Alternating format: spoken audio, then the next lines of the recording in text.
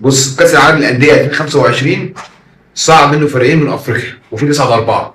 ايه هم الفريقين بقى؟ الاهلي والوداد.